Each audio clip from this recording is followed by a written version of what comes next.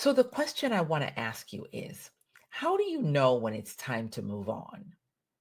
How do you know? What's the sign in your body, in your person, that you're no longer growing? So, let me give you the signs. The first one is you're no longer valued. Maybe you've mastered everything in the role. There's no room for advancement. There's no new challenges. You can do the job with your eyes closed. There's no motivation, nothing. You're just working. You show up every day, you do the job. You're happy. That's it. You get a paycheck. No thrill, right? You have no challenge. You feel undervalued. Recognition and appreciation doesn't matter. If your contributions go unnoticed, it's a sign that the environment may not support your growth. And here's the big one: fear. Fear of change, fear of disappointing others, fear of stepping into the unknown.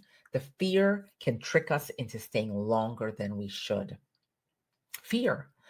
But here's something that I want to challenge you around. And I'm going to pull from my book, Leadership Self Transformation.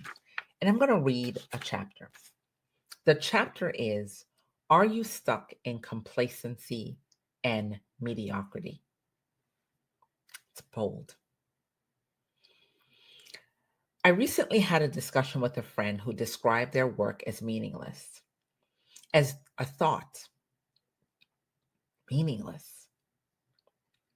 And I thought, wow, how do you do meaningless work?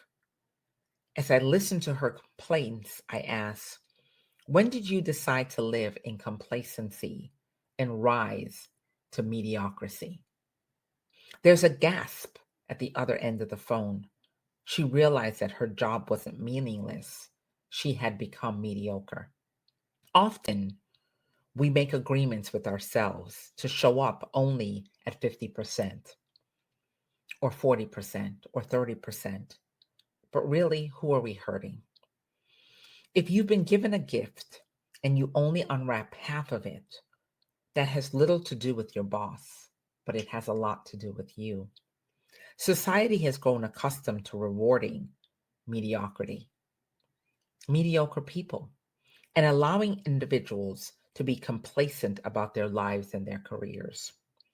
But if you allow years to go by while you show up with less than your true abilities, then you are setting yourself up for regret. The question is, if you stay, what will you regret? That is the question. If you stay, what will you regret? What will you look back on 5 years from now and say, I should have done this differently? I should have done something differently. I regret having stayed at that job this long. I regret having not pursued my career. I regret not applying for that role. I regret that I left my pay on the table. I regret that I didn't ask for what I wanted. Overcoming fear is a critical thing that we have to do to not live in regret. I know fear is real. I've been there. I've stayed in roles longer than I should have because I was scared of what might happen if I didn't, if I left. But here's what I learned: fear is just a sign that you're stepping into something new. It doesn't mean you're making the wrong choice. Let me say that again. Fear is just a sign that you're stepping into something new.